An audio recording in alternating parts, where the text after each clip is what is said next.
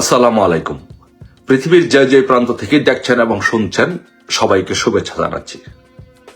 আসলে আজকে যে বিষয়টি নিয়ে কথা বলবো এটা একটি ভেরি স্পর্শকাতর বিষয় এবং এই বিষয়টি আসলে নিয়ে কথা বলতে গেলে আসলে কান্না রাখা যায় না, চোখ দিয়ে এমনিতেই পানি পড়ে আসে। যে আজকে গতকালকে আমরা যে বিষয়টা সামাজিক যোগাযোগ মাধ্যমে দেখলাম যে ছাত্রলীগের বাগেরহাট সদর উপজেলার সভাপতি সাদ্দাম হোসেনের স্ত্রী এবং সন্তানের আত্মহত্যা, এই বিষয়টি তারপরে তাদের লাশ দেখতে সাদ্দামকে দেওয়া হয় নাই। সাদ্দাম তার সন্তানের লাশ বাড়িতে গিয়ে দেখতে পারে নাই। এই ইউনূসের রাজ্যে, এই পৃথিবীর সব জায়গায়, এই পৃথিবীর সব দেশে মানুষ, জীবিত মানুষ মৃত লাশ দেখতে যায়, আর ইউনূসের রাজ্যে মৃত লাশ জেলে যায় জীবিত মানুষকে দেখার জন্য। আসলে কি এক ভাষায় প্রকাশ করার মতো না, কি এক অদ্ভুত দেশে আমরা বসবাস করি। এমন এক দেশে বসবাস করি যে মানুষের মৃত লাশের দাম নাই, সন্তানের দাম নাই, পরিবারের মূল্য নাই। বেশি বলবো না, শুধু এইটুকু বলবো যে সাদ্দামের প্রতি, সাদ্দামের সন্তানের প্রতি, সাদ্দামের স্ত্রীদের প্রতি যারা এই অন্যায় অবিচার করেছে তাদের উপরে আল্লাহর আরশ ভেঙে পড়বে, আল্লাহর আরশ ভেঙে পড়বে তাদের উপরে যারা এই অন্যায় অত্যাচার করেছে। ইউনূস শান্তিতে নাকি নোবেল পুরস্কার পেয়েছে, অথচ ইউনূসের এই অন্যায় অত্যাচারে বাংলাদেশের আকাশ বাতাস পর্যন্ত কাঁপে।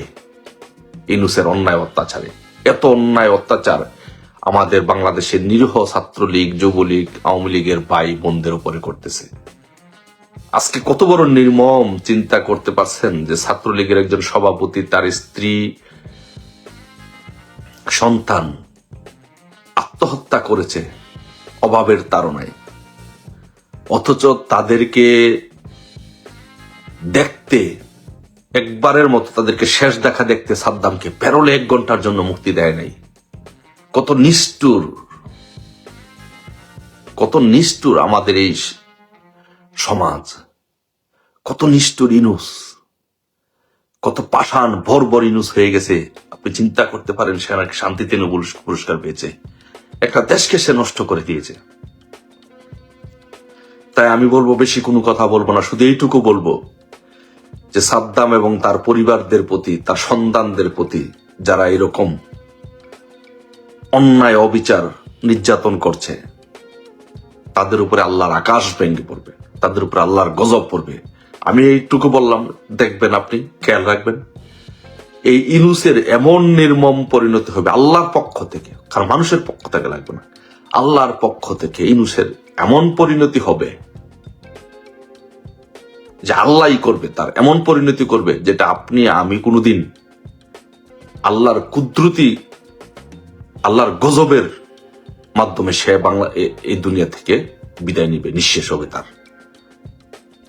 আর পরিশেষে এইটুকু বলবো যে ইউনূস নিষ্ঠুর, সে আমাদের নেতাকর্মীদের উপর অত্যাচার করছে, নির্যাতন করছে, এটা সত্য। পাশাপাশি এইটুকু জানতে পারছি, এইটুকু বুঝতে পারতেছি যে আমাদের নেতাকর্মীরা কিন্তু, আমাদের নেতারা কিন্তু, এমপিরা, মন্ত্রীরা, যার যার আসনের নেতারা কিন্তু এমপিদের বা তাদের এলাকার তৃণমূলের নেতাকর্মীদের খোঁজ খবর নিচ্ছে না, তাদের পাশে দাঁড়াচ্ছে না। যদি পাশেই দাঁড়াতো তাহলে সাদ্দাম ওই উপজেলায় ছাত্রলীগের সভাপতি থেকে কেন তার সন্তান, স্ত্রী, সন্তান অভাবের কারণে আত্মহত্যা করবে? কেন? এই বড় নির্মম, এটা মেনে নেওয়া যায় না। তাই কারো বিরোধিতা করব না, এই দলের অন্তিম সময়ে, কঠিন সময়ে কারো বিরোধিতা করব না, কারো সম্পর্কে কোনো বাজে কথা বলবো না, কারো সম্পর্কে কোনো নেগেটিভ মন্তব্য করবো না। শুধু এইটুকু বলবো যে আপনারা প্রত্যেকে যার যার এলাকার নেতাকর্মীদের পাশে দাঁড়ান, অসহায় নেতাকর্মীদের পাশে দাঁড়ান, তাদের খোঁজ খবর রাখেন।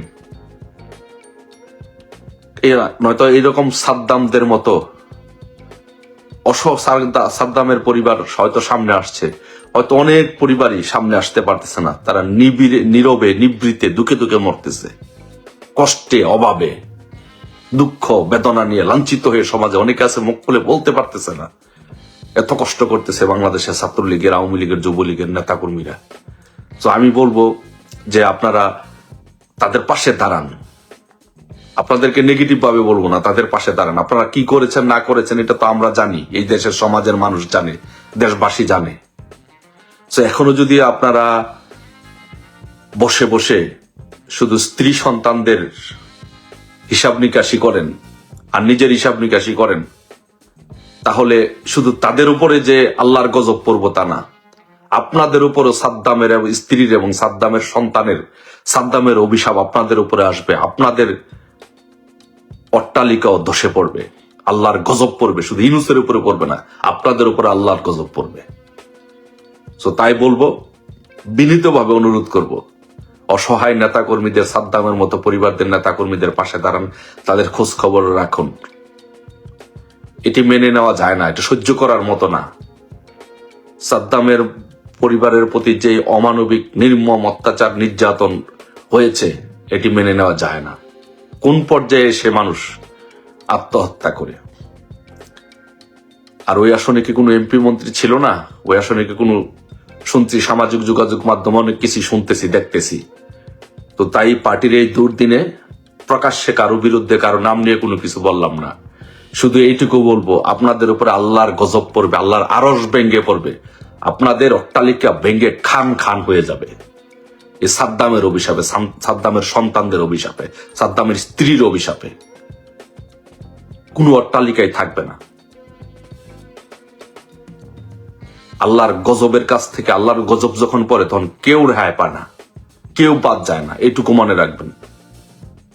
সো আল্লাহর গজব থেকে বাঁচতে, ছাত্রলীগের নেতাকর্মীদের হাহাকার বাঁচতে, ছাত্রলীগের নেতাকর্মীদের হাহাকার থেকে বাঁচতে, আওয়ামী লীগের নেতাকর্মীদের, যুবলীগের নেতাকর্মীদের হাহাকার, তাদের যে কষ্ট মনের মধ্যে, তারা যেভাবে অত্যাচারিত, নির্যাতিত, নিপীড়িত হচ্ছে, কষ্টে, অনাদরে, অবহেলায়, আর্থিক কষ্টে যেভাবে তারা দিন পার করছে, তাদের পরিবারগুলো যেভাবে দিন পার করছে, এর জন্য ইউনূস যেমন দায়ী।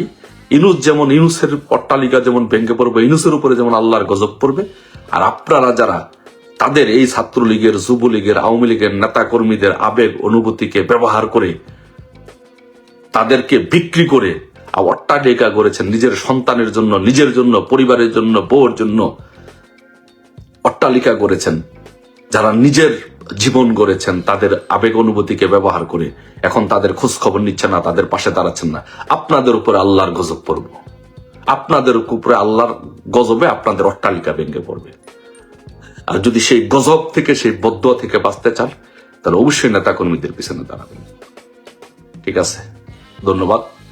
আশা করি এই আমাদের নেতাকর্মীদেরকে অবহেলা করবেন না, তাদের পাশে দাঁড়াবেন। ধন্যবাদ।